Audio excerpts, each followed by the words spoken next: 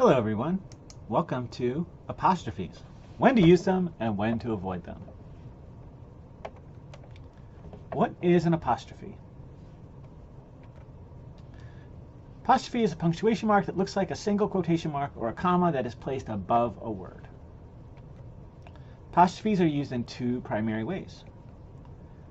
First, they create contractions between two words, like it's getting too hard to find a good pizza in the city, but also to show possession. John's book was on the table. So let's talk first about marking contractions. Contractions are abbreviated combinations of two words that are used mainly in casual communication. The apostrophe is inserted to mark the omission of letters between the two words. Here are some examples. I will contracts to I'll. Could not contracts to couldn't. Let us contracts to let's. Some other common contractions are in this diagram. I am contracts to I'm. She will contracts to she'll. Do not to don't. They have to they've. All these are very, very common. Apostrophes also show possession, ownership, or relationship.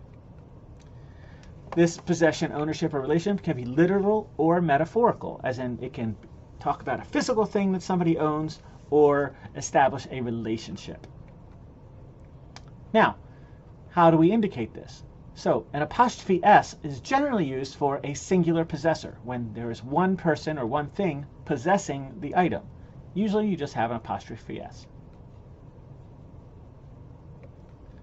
The team's captain called the play.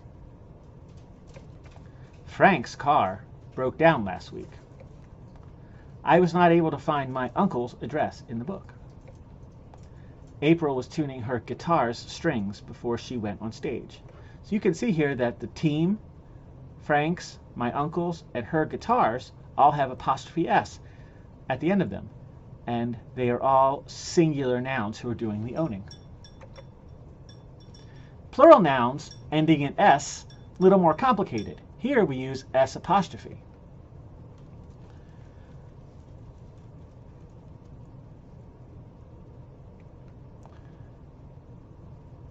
These indicate possession with an added apostrophe at the end. Here are some examples. The students' courses were challenging. The car's engines were idling at the starting line. The Johnsons' house is at the end of the street. The children had spilled some water on the coloring book's covers. So you can see here that students, cars, Johnsons, and books are all plural nouns that are doing the owning. So when there's more than one thing doing the owning, we have S apostrophe as our indicator. So, in general, one of the more common errors is that people use apostrophes to form the plural form of nouns, which is incorrect in most contexts. Apostrophes are not used to indicate that a noun is plural. Plurals for singular nouns are generally indicated by adding an S without an apostrophe. So, an incorrect formation that most people would see as wrong were the cars are parked on the street. A correct formation would be the cars are parked on the street without the apostrophe here. Carmela brought a new pair of shoes at the mall yesterday. Again, here we have an apostrophe S trying to indicate that Carmela bought more than one shoe. She brought a new pair of shoes at the mall yesterday. Kate and Bill brought their books to the seminar. Kate and Bill brought their books, no apostrophe, to the seminar. That's a simple and common error that people make.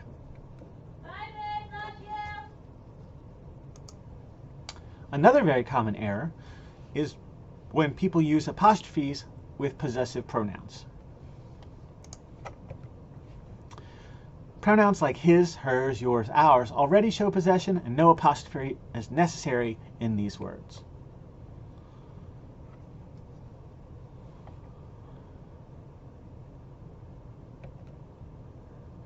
Another common error is a confusion of its, its, and it, apostrophe s. Its, no apostrophe, is used to indicate possession. I know this kind of runs counter to most of the things that I've just been talking about in this little video, but this is the standard possession form of its. The dog lost its collar in the mud. The class held its field trip last Wednesday. The cup was on its saucer when Nicolette knocked it over. Its, with apostrophe, is a contraction of it is. Examples. It's raining, so we have to reschedule the baseball game. If you don't do your homework, it's going to be really hard to pass history. It's always a good idea to pack an extra sweater just in case. Thanks for watching.